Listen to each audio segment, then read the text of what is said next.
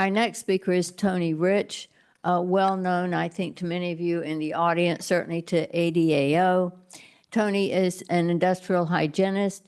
He's a self-described photographic historian, and he has been close by Linda's side.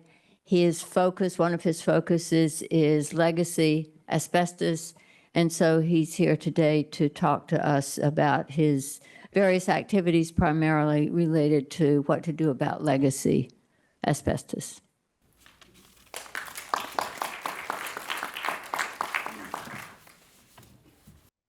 It was in the beginning. Asbestos is a mineral substance made by nature, and its story goes back to the beginning, to a period of ferment. That it was known to the ancients is well established. Then it was a curiosity and provided material for the magician. But today, it has many uses that are vital to industry and present-day living. Rich in legend, yet relatively recent in its application, asbestos, the magic mineral, reaches out to the unexplored horizons of tomorrow. It was in the beginning. It has an interesting past, an impressive present, and the promise of an even greater future. This is from the introduction of a 1950s children's book about asbestos, which has many stories of legends about asbestos. Ben Franklin's coin purse, I don't know if anyone knows that story. Actually visited that when I was in London. It sits in the mineral section of the museum, Natural History Museum. And in the back of the book, it turns into a commercial. It's a marketing promotional tool for the company that printed this, which is Atlas Asbestos, which was a part of Turner and Newell, a huge asbestos company. But there was once such an affinity and demand for the magic mineral in society that we practically surrounded ourselves with the seemingly ubiquitous toxic mineral used in thousands of materials and many applications, most of which still exist as legacy asbestos in our buildings and infrastructure. We're now faced with the ongoing burden of protecting ourselves from the overwhelming aftermath of yesteryear's naivete. Regulatory controls were created, but are we really doing enough? Increased awareness and action are essential to preventing exposure and saving lives. After performing thousands of surveys as a licensed asbestos inspector over the last 30+ years, I've had a very unique perspective in where asbestos-containing materials, or ACMs, may be found and the extent of their use. It seems the more one looked, the more asbestos was likely present in some form or another. To find out more about how asbestos became so prevalent, I began assembling and researching a large collection of historical resources and photo documenting thousands of materials, artifacts, products, and literature.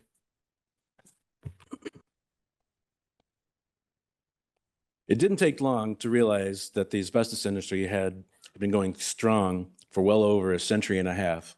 An in-depth article about H.W. Johns Manufacturing, which was founded in 1858, which later became Johns Manville, featured on the cover of this 1881 Scientific American periodical, demonstrates commercial asbestos production in the U.S. was in full swing since the late 1800s. And it also started here in Manhattan. That's where H.W. Johns was based.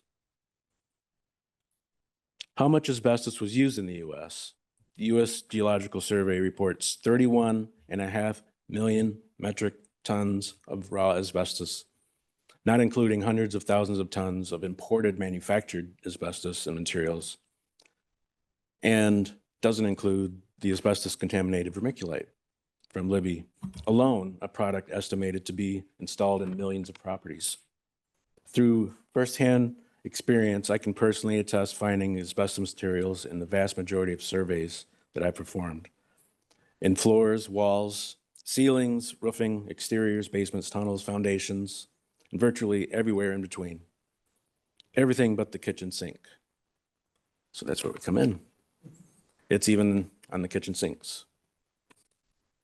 I've also come across documents from 1969, 1970, showing Dr. Selikoff's involvement in some of the first implementations of asbestos restrictions.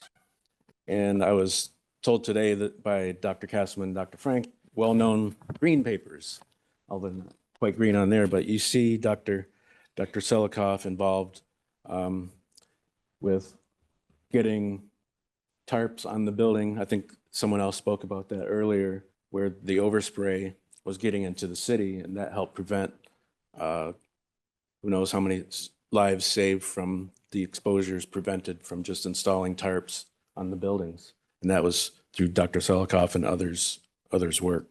But I'd really like to know if there's an archive of these, but so much great information on this.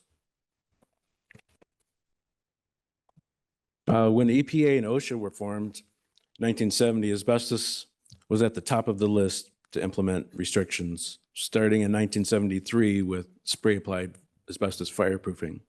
And a series of partial bans were eventually instituted. Eventually, over time, regulations were created in an attempt to control and manage asbestos.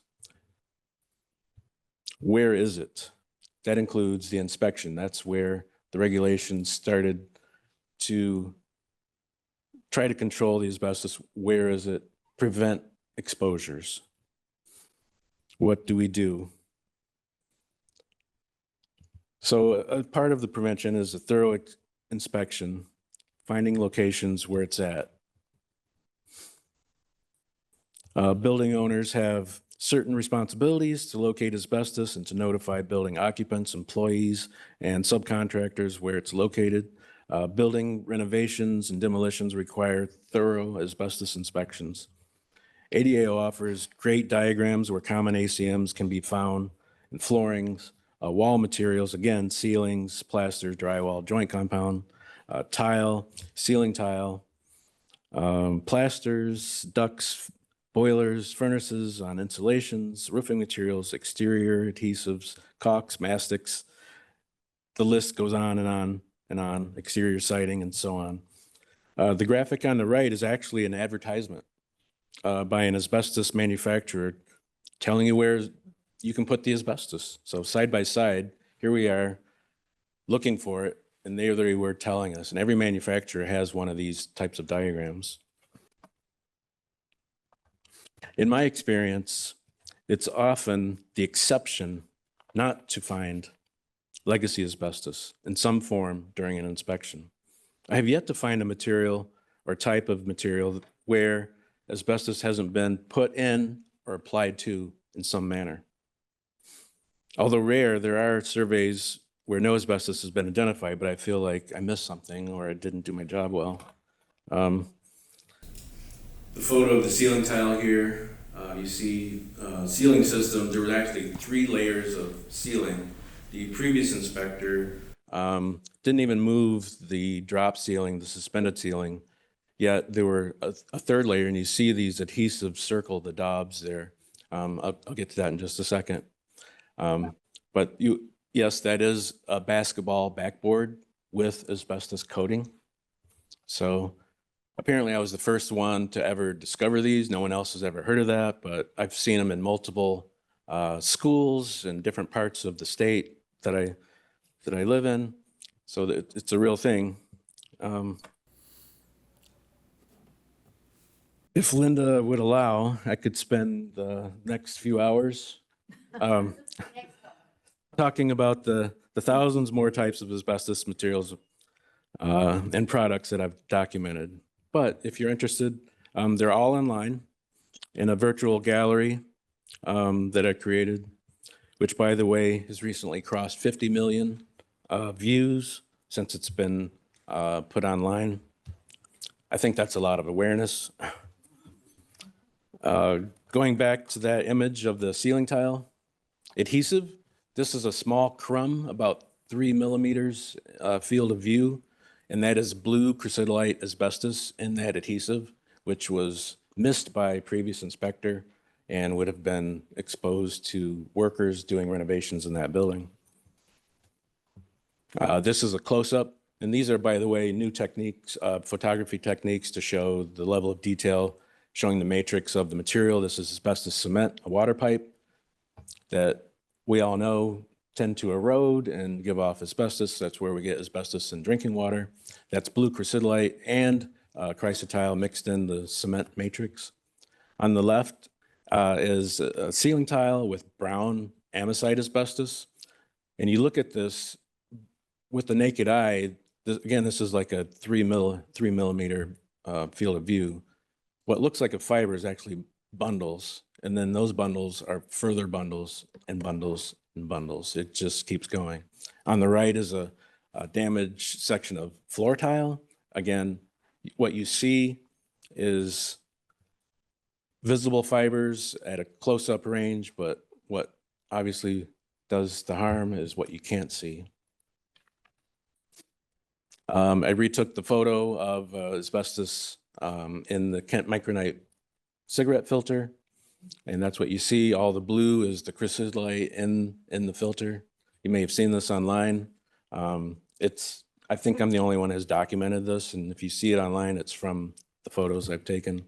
And I've taken new scale photos. This is a pencil point, and zoomed in on that, and you can start to see flakes of the graphite in the pencil, and that's tremolite, and the fibers keep going and going.